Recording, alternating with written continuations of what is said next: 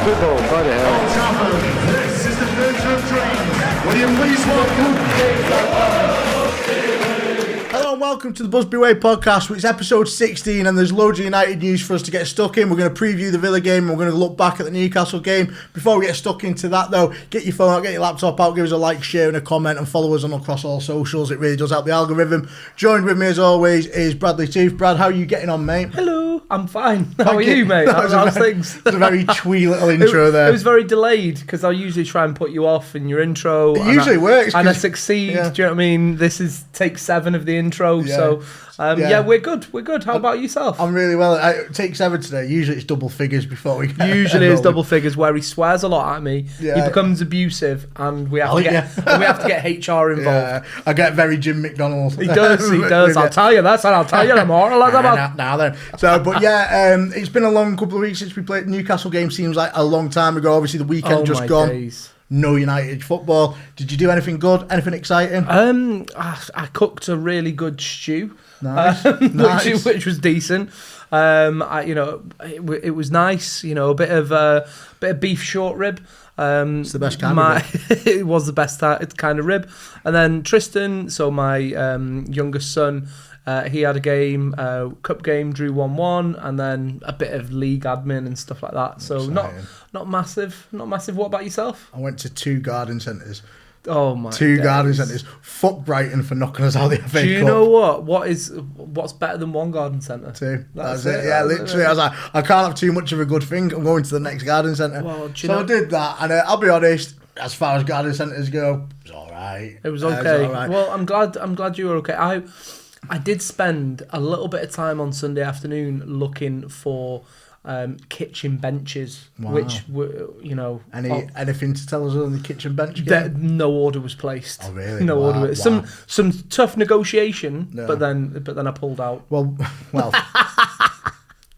I could say something, but I don't want to get cancelled. But yeah, I would say in terms of the garden centre situation, anyone looking to buy garden furniture this summer, sage green is so hot right now. Sage green is hot right now.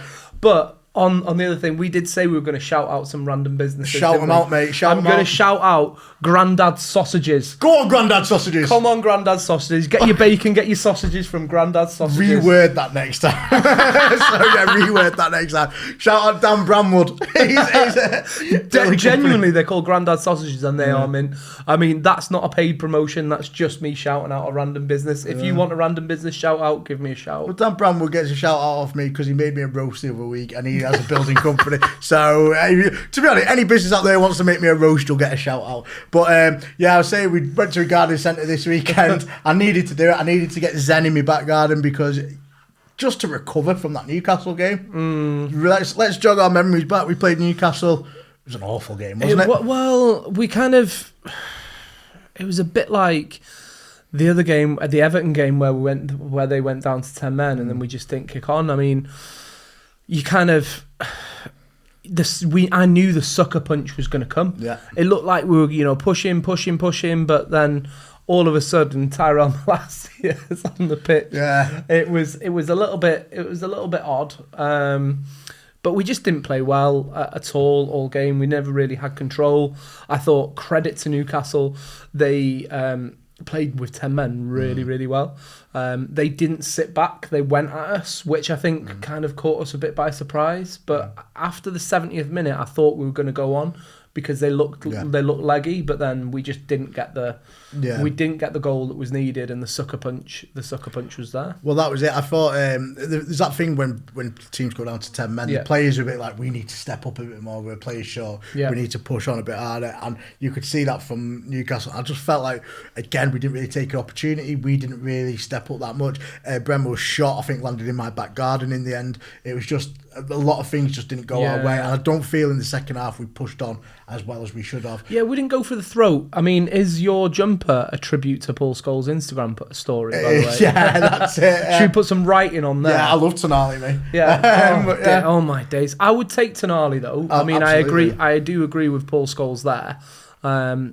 He's had a lot of hate, a backlash from that, hasn't he? What do you think? I think, to be honest, like, there's going to be backlash on it because of the way he went about it. This isn't a man who's on a podcast being asked about stuff. This isn't a man who's being interviewed in the studio. He's gone out his way, and I think the words he chose to use just stinks of I've been sat at home with a couple of cannons watching the match all night. I think the way he said it seemed very malicious. He sounded like he was reveling in the fact that United were losing. And I just feel like maybe it's because his chances, I can't believe it's not Scholes. I can't see how it could be that petty. I feel like someone like Scholes needs to understand he is a United legend. His words do carry more weight than you and I. Yeah, his words do carry more weight than you and I. Only by a fraction of a million. Yeah. But I won't have a bad word to be said about Paul Scholes. I know I've joked about he scores goals. It's Paul Scholes, he eats toes. We've been there. We've done that. We've had the joke about it. But he's my favourite Manchester United player. He's one of the best players I've ever seen. And it is sad how our legends seem to turn like a dime to stay relevant. That's the issue. Yeah, and I just feel like I said I've got no hatred towards Scholes. He's given me more happy memories in my life than my dad probably has. To be fair, but I've got no hatred. It's the second time you brought your dad up on this podcast. No, but I just feel like he is he's gone out his way to have a go, and it feels like I don't see ex-players from any other team doing that, and it's just a bit of a shame for a club legend to be reveling in the fact that we're doing badly. Obviously I've followed him for as long as he's been on Instagram, and that's just his tone. I think he's a straight talking bloke. I don't think he was being malicious towards Michael Carrick. I think it was a red wine and regret post. Yeah, do you know what I mean? You up, Carrick. That's one of those. But I mean, you could look at it from another side, and you could think, well, is Scholesy being Team Keeney in the Keane versus Carrick debate where all the wives are involved and back chatting against tinfoil each other? hat vibes there. That's it. If Tim Hoyle, trying to connect, Yeah, but listen, and do you know what as well? The thing is I don't want our ex-players to come out and pretend that we're something we're not. I don't want them to come out and just be like, everything's rosy, we're amazing. Tell the truth. But I just felt like there's ways of telling the truth, and I just felt like that was a very vindictive kind of So let's messaging. talk about the truth then. You can't handle the truth. Have we been great in the last 4 games? No, absolutely not. And that's all he said. And that's all he said. In the grand scheme of things, he said, we've not been great. We've been a bit shy last 4 games, but we've had the results. They've papered over the performances. He's not saying in that post that I don't think the performance levels have come. And I've got to say, I agree that something, we've had the sort of the bounce, we've had the nice bit now, and now the boys they've got themselves into a great position, and now they need to kick on against Aston Villa. Well, do you think that leads me to a question I was asking so the other day? Do you think this is the end of the new manager bounce with Carrick, and now it's time to dig in and get results? No, I think he's done a great job. I think he's managed the situation incredibly well. I think he's settled down a lot of noise in and around the club. I mean, the fact that we are seeing debates about who's the next manager, but it's not as loud. It's not as prominent in the back pages. It's not everything you're about to hear. I know we're going to go and we're doing a piece later on who's the next manager. But these idiots with microphones sharpening the pitchfork. Exactly. But I'm not going to be sharpening the pitchfork against Michael Carrick. I want Michael Carrick to be successful and be the next manager of Manchester United. Well, I kind of decided the other week, I'm just going to kind of draw a line under people asking me about, do I want him as the next manager? Is he going to be the next manager? Should he be the next manager? I think for me, it's as black and white as Carrick is here to the end of the season. His job is to get us Champions League. That's all he needs to do. Anything after that, you can have a discussion, but there's no point speculating at this point and saying should we keep him, don't want to keep him. Do that piece later then. No, I'm just going to sit here, Johnny Tight-Lips. But I think that's the thing. I don't want to if we do these Sky Sports interviews and they say, "Should we do you think he deserved it?" or whatever. It's a bit like he'll deserve it if we get top 4 and we get Champions League. And at the moment, he's succeeding. So I just want to kind of ride the Carrick wave rather than kind of second guessing him. Ride the Carrick wave. I think. for the Carrick wave to continue in a positive light, I think we do need to see some of the players back that have been injured. Yeah. I mean, I think we had 2 games in the space of 4 days, which is rare given the fact that we're in no cups. And what is it? We've got 8 games, 10 games, 9 games left. Like 9 games left. A game a week. Not even that. It's not as if we're going to be stretched, is it? We need Paddy Dog back, Patrick Dorgu. We need him flying again. It's good to see him back in training today. So he's back on the grass. Back on the grass. I hate that saying, by the way. He's out on the grass. Yeah, you know what I mean? Like just like he's some sort of dressage horse just hoofing around. Prancing pony, prancing pony. But funnily enough, the training that they do when they are back on grass is like dressage. Do you know what I mean? Is it? Yeah. It looks like very dressage. Well, just crip walking. Yeah, they're just crip walking. Yeah. Well, that sounds exciting. Watch the warm-ups. It's weird. All right. Well, it's funny that though, because like you said, we want players coming back, and we've had this long gap between games. And I think that's one thing that kind of frustrated me a little bit about Newcastle. I felt the Tonali and Joel Linton were running the show in centre mid, and we took Casemiro off. And I get it; he's older, he's got old legs, but he doesn't need as much recovery time. I think he could have done a 90 minutes. I do feel like Tonali and Joel Linton were running the show, and it probably was called out for you guys, but it was like there's a bit of me. Let's talk about Joel Linton. Should he have been on the pitch? No. Like consistency is he gets a red card. Now I'm going to flip that and say I don't think Ramsey's is a red card. I think that's really, really harsh. But Dan Burns is 100% a red card. He feels for him, and then he smashes him with the elbow. But we could do a 45-minute podcast every week on how crap the referees are in the Premier League. And it's not going to get us anywhere, is it? It's just bleating about poor decisions. Yeah. So we'll move on. Yeah. But like I said, I just felt we could have kept Casemiro on. But we are getting players back in, and hopefully Maguire starts coming back in. Luke Shaw started fully recovering. I know he played his Newcastle, but he took a few knocks, and I think the rest might do him quite good. But we have got Villa coming up. Villa obviously are in terrible form, absolute awful form. They started off great guns up throughout the season. They've dipped massively. They're dropping down at the expense of us. How big of a crunch match is this with Villa for their season and for United? I think he can do a job on us, Emery, can't he? He's done a job on us. So I've got, the old Dracula memories painted into my brain from the Europa League final. Constantly cutting to him, looking like some evil villain on the side of with Villarreal. And am I confident that we can get a result against them? Yes. Do I think we've got the tools in which to hurt them? 100%. But do they have tools to hurt us? 100%. Rodgers shows up, and it's going to be a problem. But they have been very susceptible. They've been weak defensively of late.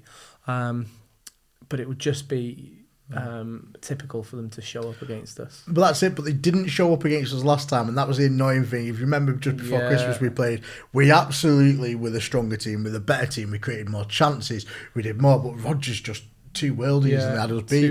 And I felt like that was one of the frustrating games. It was on Amarin's death rattle, them games, but it felt like they were the games where it's like, should have won that, or should have come away with something at least. So I'm pretty confident, because we're at home on these. I'm pretty confident we'll be able to get a result and get it over the line. I think we've got enough attacking ability to do that. Defensively, even though with a couple of injuries and a couple of worries, I still think we've got more than enough to deal with. So who starts in the wing positions for you against Villa? Because there's a lot of debate at the moment whether Mbeumo, Cunha or Ahmad. Personally, I think Ahmad needs to. I think Ahmad needs to start. I think it's whether it's Mbeumo or Cunha for me. And at the moment, I'm more inclined to go Cunha and drop Mbeumo out at the moment. Mbeumo's got tons of goals for us this season. He's the leading goal scorer, but I think of late performances he's just starting to tire a little bit, and I think he could maybe be brought in for a bit of an impact. Yeah, he looks a bit leggy, and I think having him come on as a bit of an impact player is actually quite a good shout. But I think Ahmad and Cunha kind of complement each other a little bit more in that respect. I think Ahmad definitely should get a bit of a nod. I think he needs game time. I think he's one of the players that plays more. The more he plays, the better use out of him you get. And I feel like he's not played. And I don't think Ahmad comes on and makes as big an impact as an Mbemo does. I think Cunha has come on and made an impact this season. So if you were Michael Carrick, you might look at it and think, well, actually, he doesn't sulk. He goes on the bench and he does a good job. So.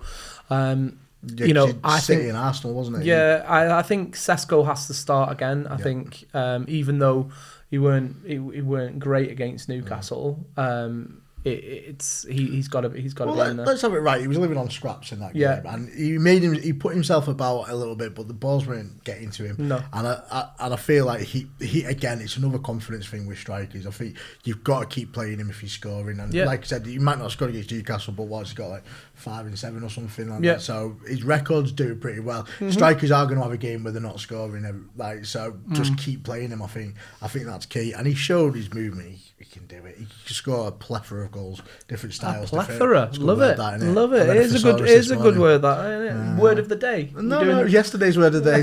Today's was toboggan. But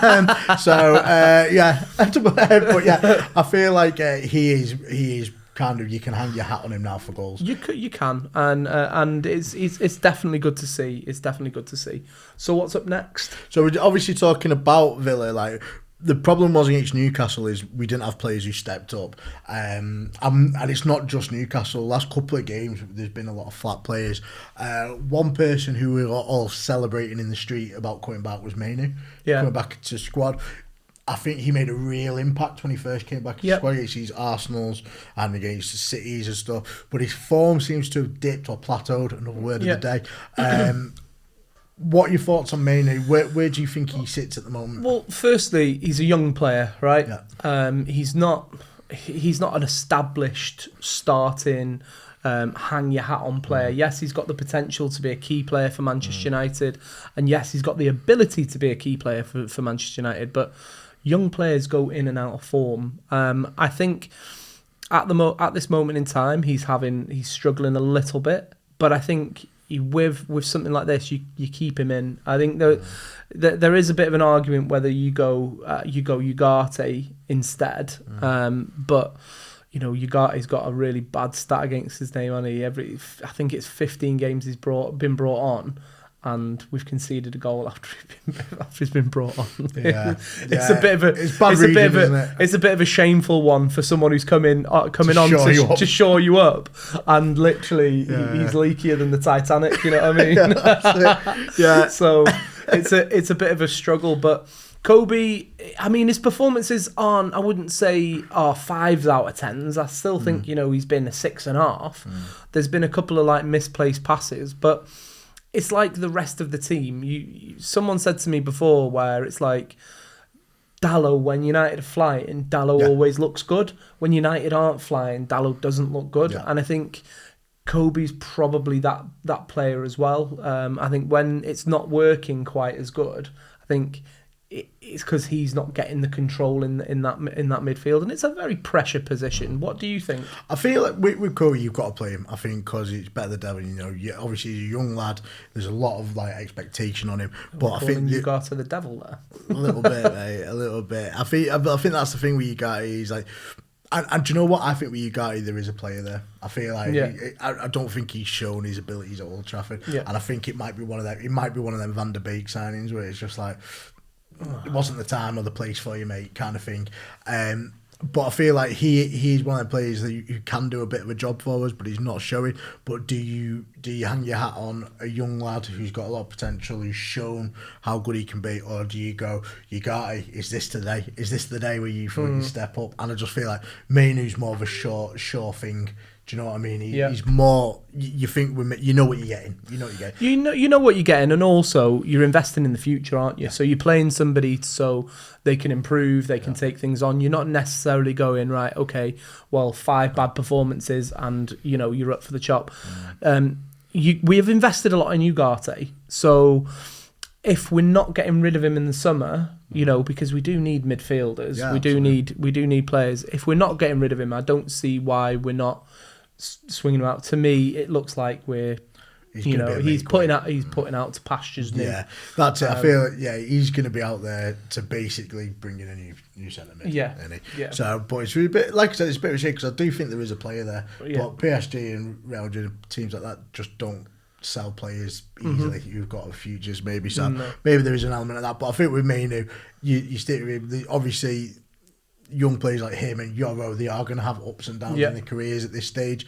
You do have to stick with him. You don't want to get on the back too much. I feel like with Mainoo, there's a lot of hype around him, and hype's not necessarily a bad thing. It might not be quite the right word I'm trying to look for. Yeah. But I think at the start of the season when he wasn't playing, he was the key ingredient everyone was saying we needed. And football's not as black and white as that. And I was saying fans always tend to go, if you've got a player who's not playing, he would have been the solution. Yeah, right? And of I think course, that's just what football fans are like. Yeah, it's because you need a blame boy, don't you? Yeah. You need somebody who is and that's where Doug. That's where the last year comes in. That's where Tyrell comes in. But look, Tyrell Malassia's not played any football, and we threw him on.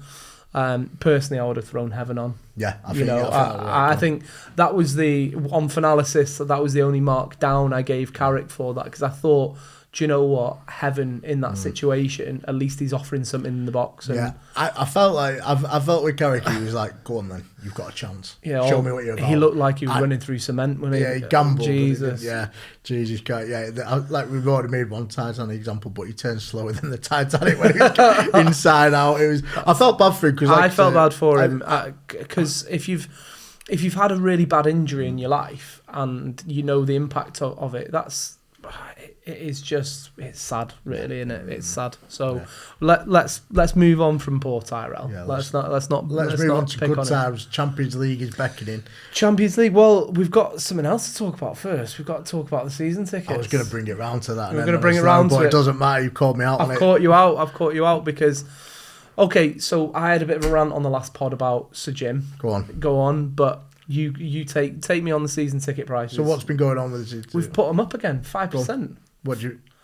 So what was the problem with that? 5%? All goes back to the Glazers. Oh my days. We were saying about obviously it is grim.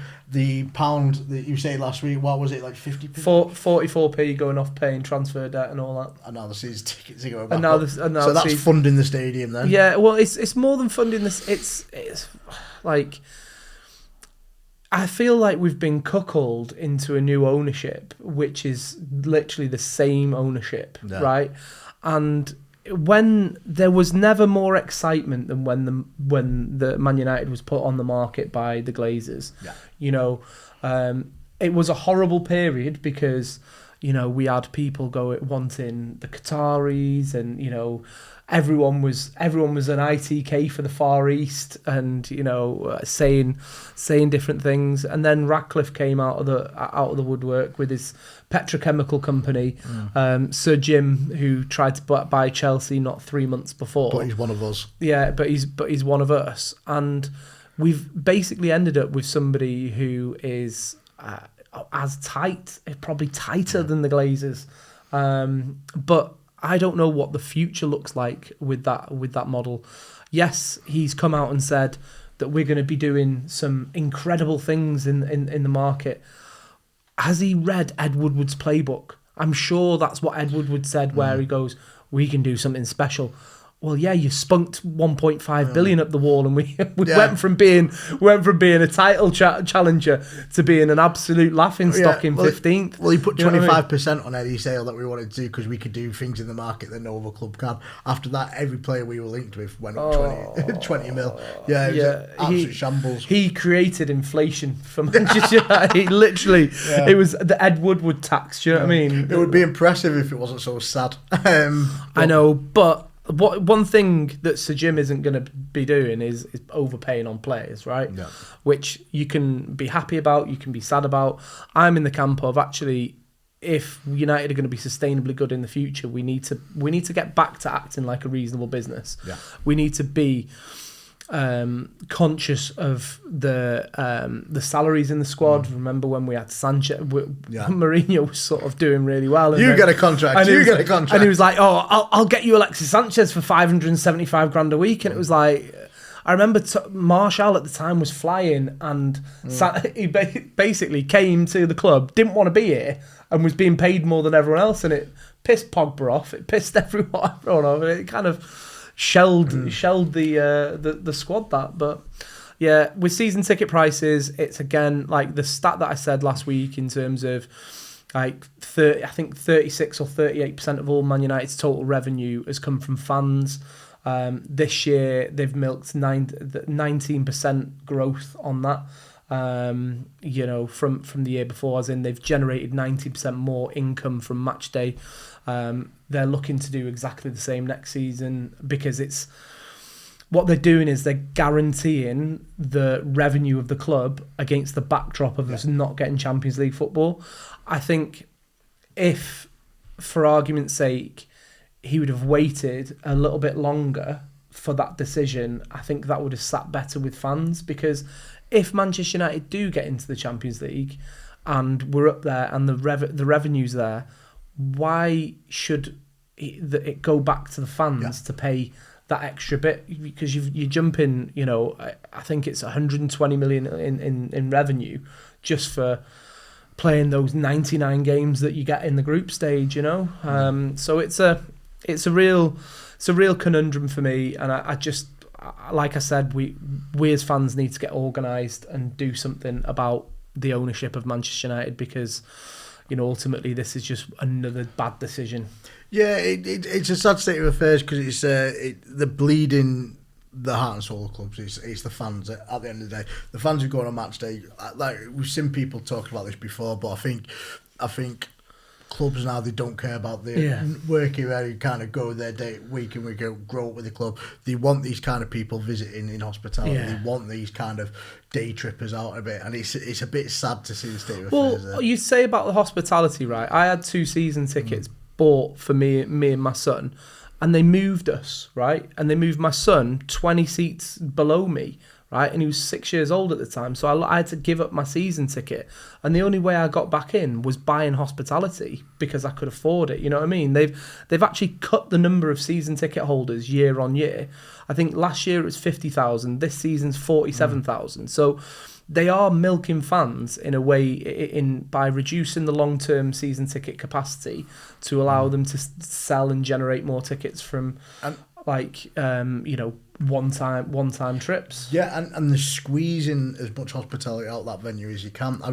Earlier in the season, a client of mine was like, "Do you want to go to a match?" And I went to it, and he was like, "Oh, it's hospitality," and I was like, "It's this suite." Now, I used to work at Old Trafford when I was a student. I was like, "I've never heard of this suite before," and honestly, it was like half the size of this room. It was tiny. There was about 4 tables in it, and it's like, why are we trying to make everything hospitality? Just thinking that room is so small. How much money have they made in there? Well, it's the old adage, innit? You milk and milk and milk until it goes until the cow's dry. Do you know what I mean? And I think that we as fans have been milked. I know people look at me with my new thing on. It was bought as a birthday present for me turning 40, by the way.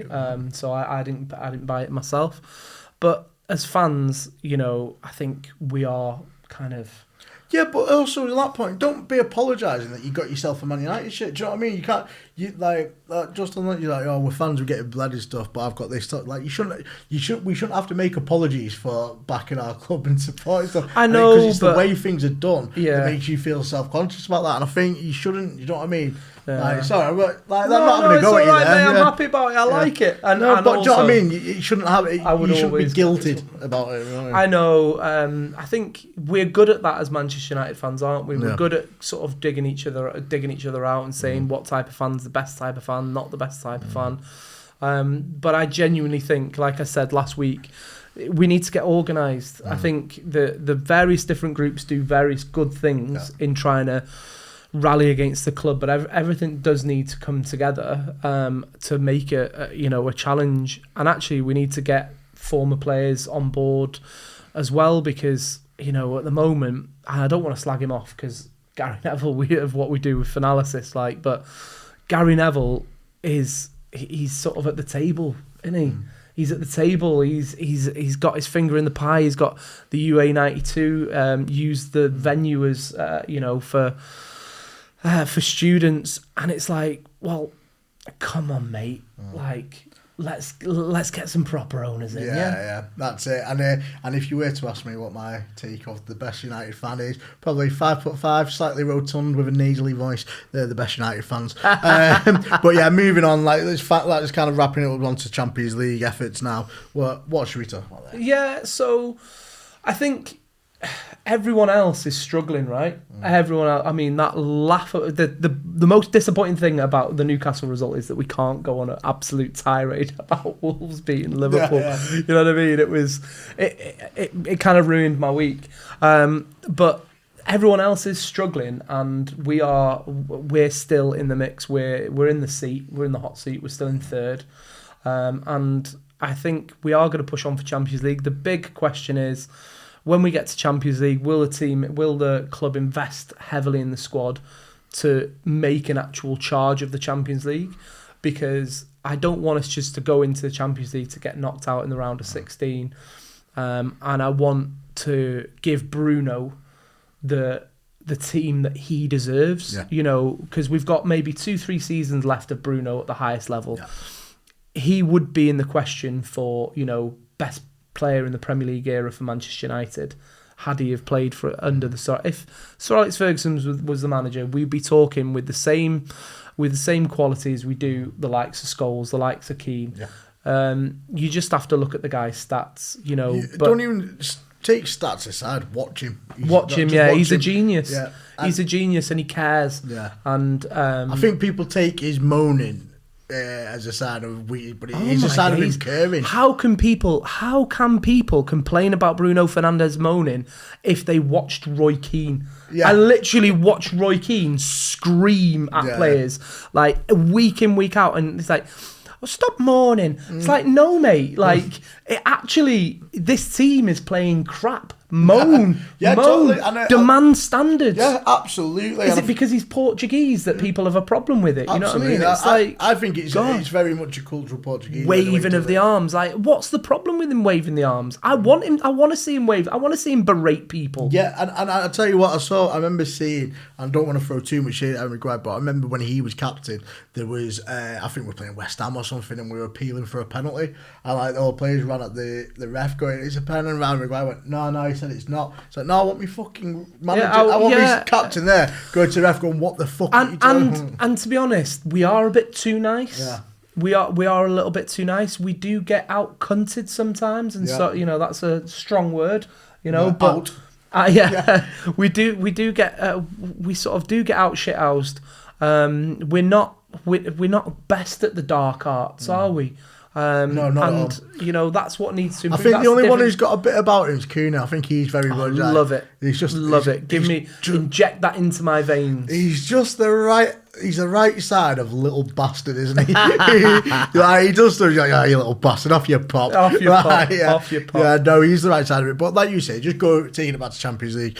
If we do qualify, when we qualify for Champions League, it would be absolutely criminal not to invest in the team here. The whole thing is off the pitch, we're talking about, we want to be moving with the bigger teams. That is where you put your money where your mouth is. You can say all these cutbacks are there for the future of the club, but when push comes to shove, if you're trying to push this club on and you do not invest at that moment, questions will have to be asked. Questions have got to be asked.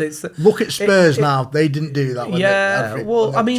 They did invest heavily, but they are just dog shit, aren't they? Oh, they are Spursy. You hate to see it, you hate to see it. And to be fair, Jamie O'Hara gets a bad rap on TalkSport. I mean, he's a clown on TalkSport, but when you're chatting to him on Sky, he's actually a decent. But he's a decent fella.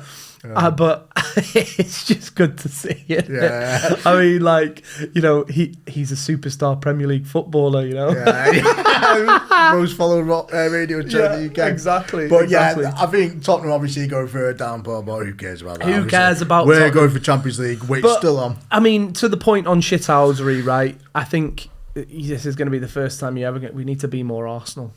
Do you know what I mean? Oh, right, we need to be a little bit more forcing the dial there and controlling it, because I think where Arsenal have improved, I mean, they've taken it a bit too far with the amount of grabbing on corners, but they are very good at controlling referees. Narratives, very John Terry. Yeah. Well, yeah, but that's it. But Champions League is beckoning, and I feel like even though we have had that defeat to Newcastle, it's not all doom and gloom. It's not all doom and gloom. Plenty to go at. Yeah, the fog on the Tyne wasn't all mine after I said that it was going to be all mine, but someone else's fog. Sulo took it away. Yeah, but that's it. But that's it for today's show. Obviously, give us a like, follow, subscribe, do all that kind of good stuff. Pass on the pod, and we'll catch you on the next one.